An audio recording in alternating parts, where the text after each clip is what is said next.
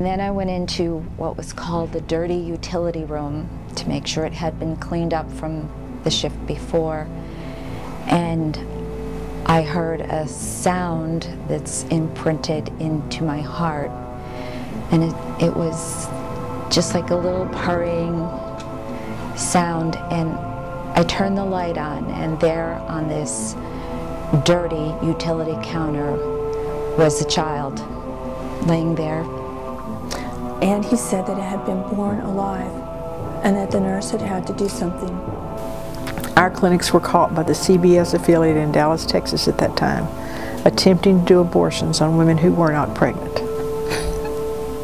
And that's when it really hit home for me, that this was a life growing inside of me. And when they showed me just a little flicker on the screen and they said, "That's your baby, and that's your baby's heartbeat."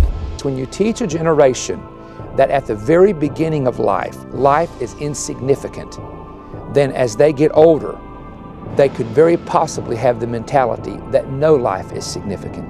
And thus crime goes up and the respect for the elderly goes down. Obamacare is going to enshrine abortion and rationing of health care in our society for generations to come if it is not stopped. This is the most dangerous threat to human life that this country has ever seen.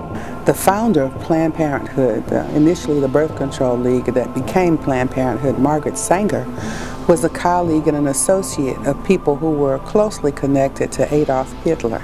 See, for many of these people, they know that they're killing a human being, but we're just animals.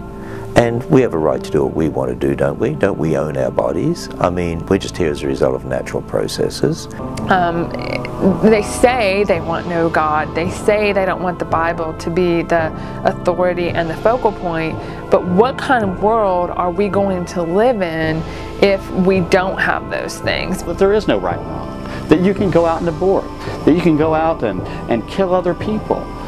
There are so many problems with an evolutionary worldview that it actually causes major moral decay.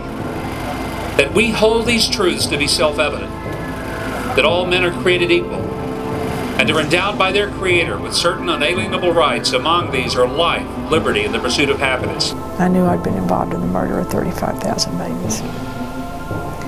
The death of one woman, the maiming of 19 other women. No matter what you've done in the past, it doesn't matter, because, you know, we're still here, and as long as we're here, He wants us happy. The most important thing is to know that we have a God who loves us, who died and forgives us. In the most controversial film of our time, one small voice will speak for millions. The voice of John.